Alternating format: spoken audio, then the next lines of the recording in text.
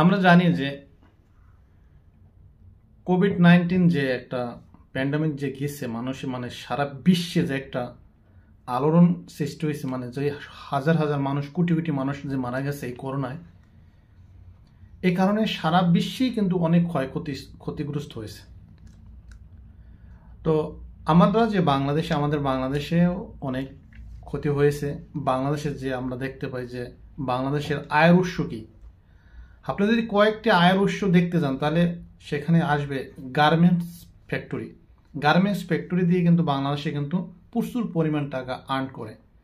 এরপরে আপনি লক্ষ্য রাখবে, দেখবেন যে বাংলাদেশি অনেক মানুষ, আমরা বাংলাদেশিরা বিভিন্ন দেশে গিয়ে কাজ করে বাংলাদেশে এই টাকাগুলো পাঠানো হয়। এটাও কিন্তু প্রতি বছর প্রতি মাসে কিন্তু প্রচুর পরিমাণ টাকা কিন্তু বাংলাদেশে আসে।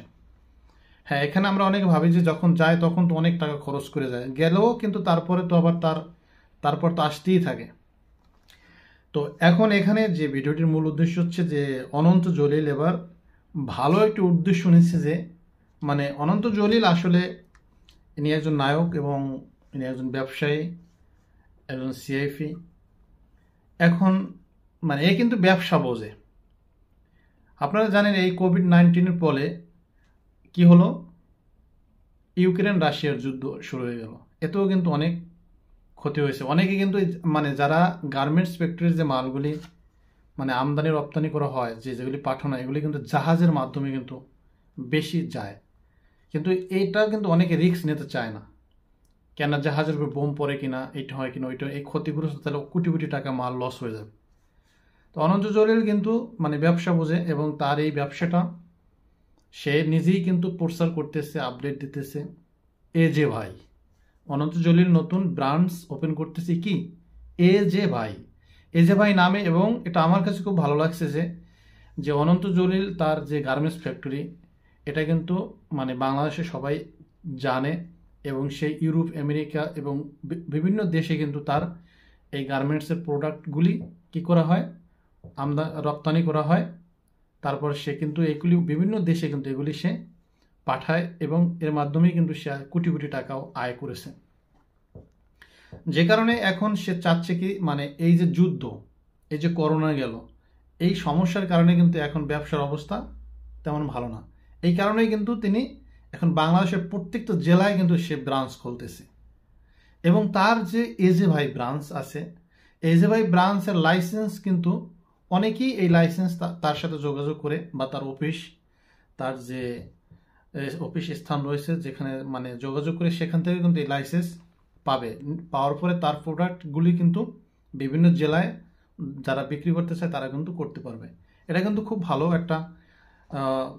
একটা কাজ করছে, যে তার এর মাধ্যমে সারা বাংলাদেশে কিন্তু এখন আরও তার নাম ছড়াবে এবং তার গার্মেন্টসের যে পোশাকগুলি, প্যান্ট, শার্ট, এগুলি, টি শার্ট, এগুলি কেমন, এটা কিন্তু মানুষ পরে কিন্তু আরও বেশি উপকৃত হবে, যে ভাই নামে থাকবে এগুলি, তার যে সেল থাকবে এটা কিন্তু ভাই নতুন তার এটা সেই কোম্পানি বিভিন্ন জেলায়, বাংলাদেশের 64টা জেলা আছে, এই 64টা জেলায় কিন্তু এগুলি, এই 64টা জেলায় তার কিন্তু ব্রাঞ্চ থাকবে।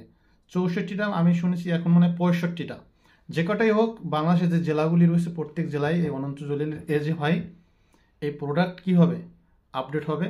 তো যারা ব্যবসায়ী তারা কিন্তু এই লাইসেন্স করে কিন্তু তার এই মাল নিয়ে কিন্তু তারা কিন্তু বিক্রি করে কিন্তু ব্যবসা করতে পারবে। তো কিন্তু এখন সে, এটা আমি মনে করি এটা অনেক আগে করা উচিত ছিল।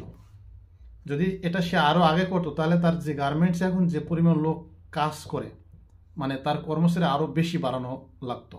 কারণ তখন সে দেশের বাইরে মাল সাপ্লাই করতো। আবার বাংলাদেশের 64টা জেলায় যদি তার 64টা কি থাকতো, ব্রাঞ্চ থাকতো, সেখানে প্রতি মাসে তার কি পরিমাণ মাল দিতে হতো, তাই এই মালগুলি তো তৈরি করতে হতো, তৈরি করার জন্য আরও বেশি লোক দরকার হতো। তো এই বুদ্ধিটা তার মাথায় এখন আসছে, খুব ভালো। এবং সে দেখতেছে যে এখন দেশের বাইরে মাল সাপ্লাই করার রিস্ক হয়, অনেক সমস্যা, করোনা, যুদ্ধ, এই ঝামেলা, এই ঝামেলার কারণে কিন্তু অনন্ত জলিল এখন ভাই নামে নিজেই কিন্তু এই ব্রাঞ্চ ওপেন করতেছে এবং এটা বঙ্গ মার্কেটে সে অলরেডি ওপেন করছেও।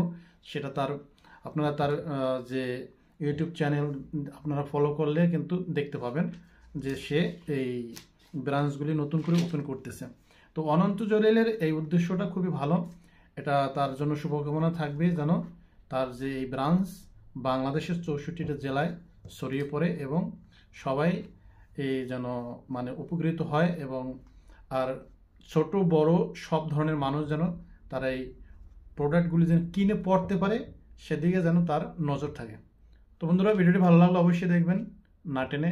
দেখা হবে পরবর্তী ভিডিওতে। সবাই ভালো থাকবেন, সুস্থ থাকবেন। আল্লাহ হাফেজ।